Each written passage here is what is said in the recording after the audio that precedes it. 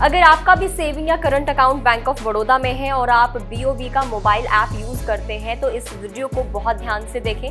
Bank के internal audit reports and record से पता चलता है कि बैंक के एजेंट्स ने अपने कस्टमर्स के अकाउंट से 2.2 मिलियन रुपीस चुराए हैं।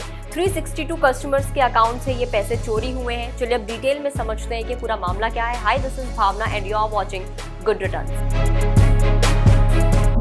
अल जजीरा की रिपोर्ट में बताया गया है कि बैंक के कुछ एम्प्लॉयज ने कस्टमर्स को BOB वर्ल्ड ऐप में फर्जी तरीके से शामिल कराया। बैंक के भोपाल जोनल ऑफिस के कुछ एम्प्लॉयज ने कुछ बैंक अकाउंट्स को अलग अलग लोगों के मोबाइल नंबर से जोड़ा और उन्हें मोबाइल ऐप पर रजिस्टर किया। इसका मकसद BOB वर्ल्ड पर रजिस्ट्रेशन संख्या को बढ़ाना था। ये unauthorized mobile numbers bank staff, प्रबंधक, गार्ड्स और उनके रिश्तेदारों और रिमोट एरियाज के बैंक एजेंट्स के थे। ये इन्फॉर्मेशन मैं आपको the reporters collective TRC and Al Jazeera के आधार पर बता रही हूँ। बैंक ने लास्ट ईयर इंटरनल ईमेल्स में एडमिट भी किया कि ये फ्रॉड प्रोन एरिया है। बोगस मोबाइल नंबर्स के बारे में मल्टीपल ईमेल्स में भी मेंशन किया गया है।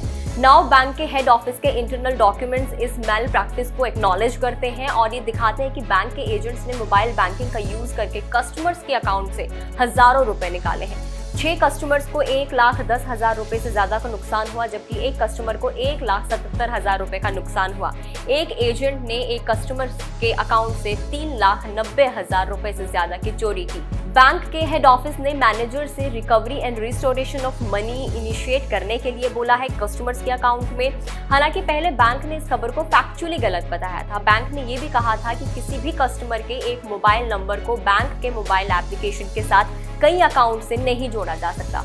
बट आफ्टर इन्वेस्टिगेशन RBI ने ऑडिट का ऑर्डर दिया। RBI ने बैंक ऑफ बड़ौदा की ऐप BOB वर्ल्ड पर नए कस्टमर्स को ऑनबोर्ड करने से बैन कर दिया है। रिजर्व बैंक ऑफ इंडिया ने मटीरियल सुपरवाइजरी कंसर्न का हवाला देते हुए public sector bank of Baroda पर ये रोक लगा दी है। In its nationwide audit, Bank of Baroda ने about 4,22,000 accounts के documents को verify किया that were suspected to be wrongfully registered on the app by the bank staff. And across the country, 7,000 branches के accounts को audit किया गया। सिर्फ अपने damage को control करने के लिए बैंक ने audit करवाया।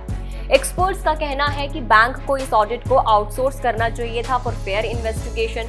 बैंक ने अपने इंटरनल ऑडिटर्स को BOB वर्ल्ड रिक्वेस्ट लेटर्स को देखने के लिए कहा, जिसमें ये शो कराया गया कि कस्टमर्स ने खुद ऑनलाइन ऐप सर्विस के लिए रिक्वेस्ट किया एंड साइन किए कि अपने मोबाइल नंबर को वो चेंज कराना चाहते हैं that is linked to their bank account. अब बैंक ऑफ बड़ौदा की तरफ से जारी एक स्टेटमेंट में ये कहा गया है कि उसने RBI के कंसर्न्स को दूर करने के लिए पहले ही सुधार के लिए उपाय कर लिए हैं। पहचानी गई बाकी खामियों को दूर करने के लिए आगे के कदम उठाए गए हैं।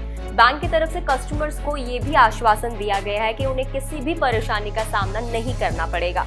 साथ ही BOB वर्ल्ड मोबाइल ऐप पर बिना किसी रुकावट के सर्विसेज का यूज किया जा सकता है। बैंक की तरफ से कहा गया है कि इस आदेश से किसी दूसरे डिजिटल बैंकिंग प्लेटफॉर्म जैसे कि net banking, WhatsApp banking, debit card, ATM पर मौजूदा ग्राहकों को जोड़ने पर किसी तरह का असर नहीं पड़ेगा। अब ऐप में नए कस्टमर्स को तो ऑनबोर्ड नहीं कराया जाएगा, लेकिन पुराने कस्टमर्स को कोई परेशानी नहीं होगी और ऐप के जरिए ट्रांजैक्शंस भी पहले की तरह ही होती रहेंगी। RBI ने यह भी कहा है कि एप्लीकेशन पर बैंक के ग्राहकों की ऑनबोर्डिंग कमियों के सुधार और प्रोसेस को मजबूत करने के बाद ही होगी। रिजर्व बैंक ने कहा है कि जो ग्राहक पहले ही जुड़ चुके हैं उन्हें किसी डिसरप्शन का सामना नहीं करना पड़ेगा। RBI ने बैंक ऑफ बड़ौदा के खिलाफ ये एक्शन बैंकिंग रेगुलेशन एक्ट के सेक्शन 35A 1949 के तहत लिया है। BOB वर्ल्ड ऐप की ऑनबोर्डिंग बंद होने का असर बैंक ऑफ बड़ौदा के उन कस्टमर्स पर पड़ेगा जिनका बैंक में अकाउंट तो है लेकिन BOB वर्ल्ड ऐप से वो नहीं जुड़े हुए हैं। BOB world app bank of Baroda की मोबाइल बैंकिंग ऐप है, एप्लीकेशन है ये। बैंक ने इस ऐप पर यूजर्स को internet banking, tax payment, bill payment, tuition fees payment, rail ticket, IPO subscription, click fund transfer करने के समेत कुछ और भी जरूरी सर्विसेज प्रोवाइड कराई थी।